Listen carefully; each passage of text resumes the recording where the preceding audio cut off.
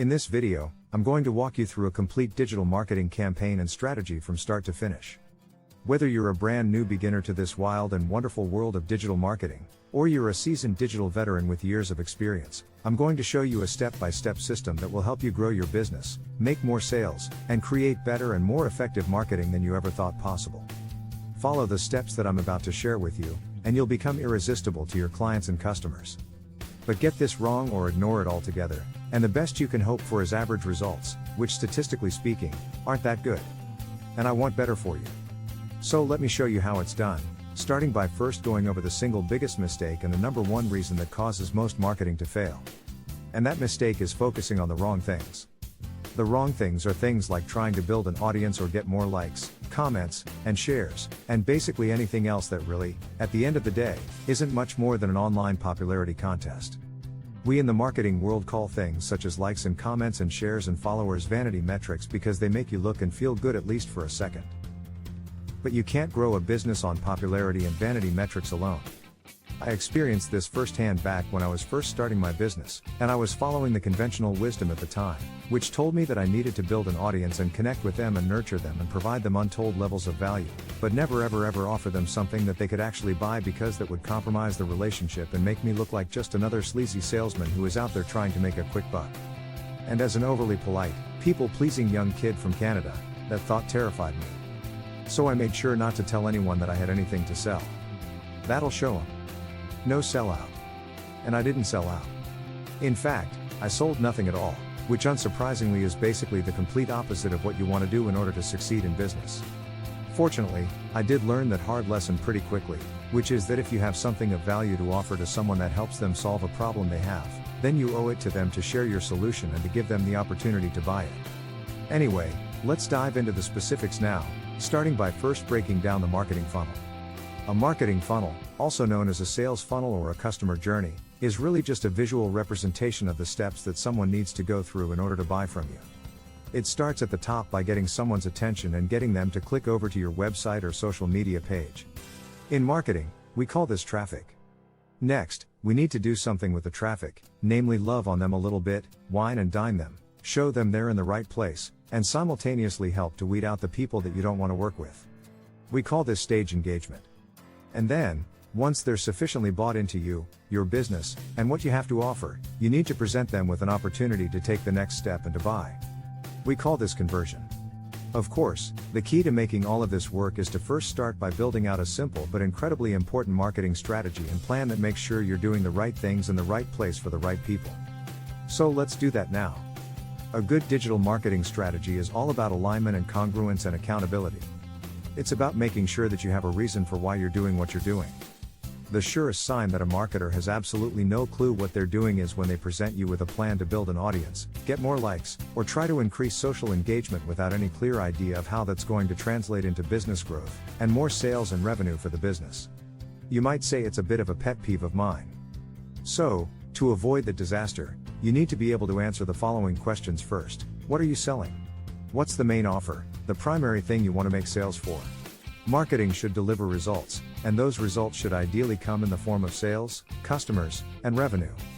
So make sure that you're clear on what you're going to offer before posting a single thing. You can always change it later, but you need a general direction to get started. Next, who? The people that would benefit most from what you have to offer or sell. And please, I'm begging you, don't say that your target market is everyone because everyone is a whole lot of people. In fact, it's everyone.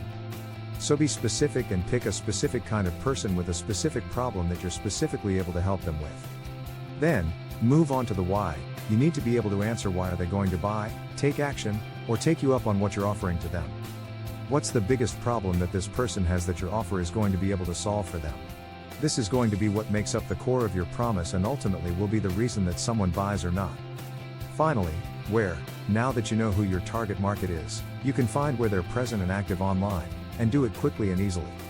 All you need to do is head over to Google and type in social media demographics, and you'll get a long list of links that shows you the different social media platforms and the demographic details of its users, including their age, their gender, and their location. And now that you're armed with that knowledge, it's time to start mapping out your digital marketing funnel, so you can generate more leads, more customers, more sales, and more revenue for your business, or any business that's lucky enough to have you do marketing for them. And it all starts with traffic. Traffic, as I mentioned earlier, is just fancy marketer talk for anyone that visits your website or social, or anywhere really. Traffic is just people. But unlike in the real world where traffic usually isn't a whole lot of fun, in marketing, we love traffic. So let's get you some of that sweet, oily, rubbery, metallic. I don't know where I was going with that.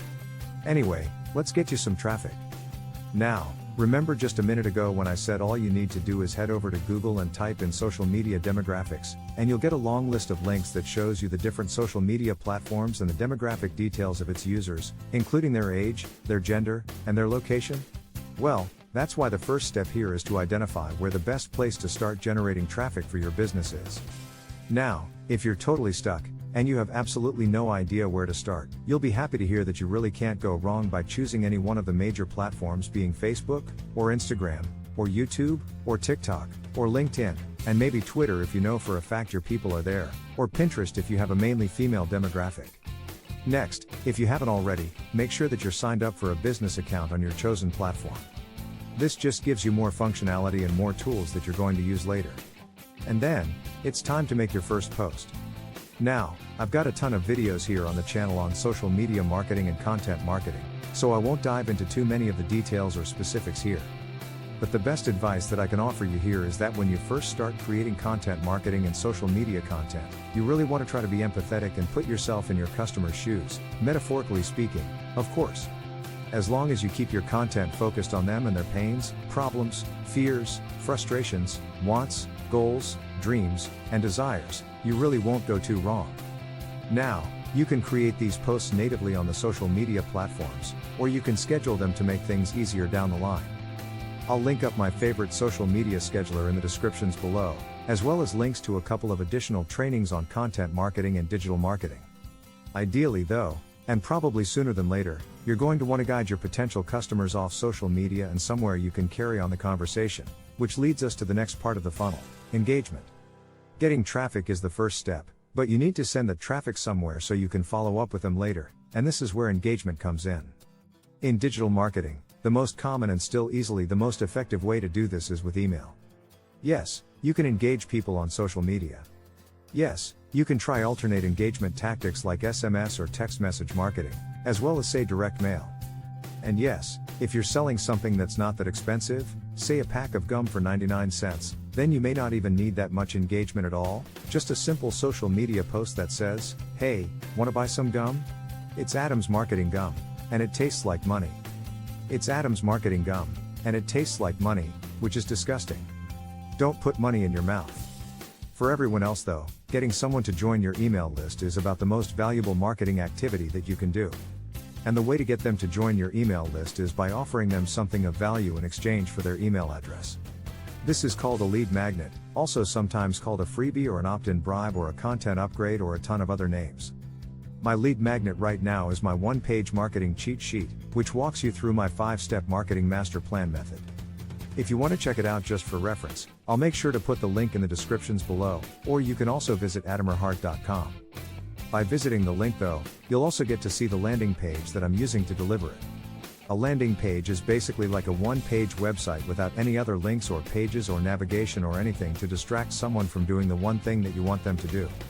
Now, once someone does sign up for your email list, you'll deliver your lead magnet as promised and then provide them even more value by following up with more email marketing messages.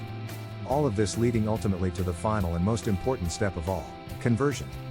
The conversion is where the action happens, and it's the final step of the funnel where the process suspect decides that what you have is right for them. They want a piece of it now. Depending on your business and your offer, this conversion could be a sales call, it could be a messenger or text chat, it could be at an in-person visit, or it could be done through a sales page. If you're just getting started, then nothing is easier or faster than a phone call followed by an SMS or messenger chat, and then lastly a sales page, which requires a significantly deeper and more intimate understanding of your target market and their pains and problems, as well as some decent copywriting skills. But to help you take the next step and to make everything that I've just shown you that much more effective, I've gone ahead and linked up a video right here on 7 of my most effective marketing strategies. So make sure to check it out now, and I'll see you in the next video. Actually, to buy from you, they need around 7 touch points, which means 7 engagements, 7 interactions with your brand. You can't simply put something in front of them one time and expect them to buy.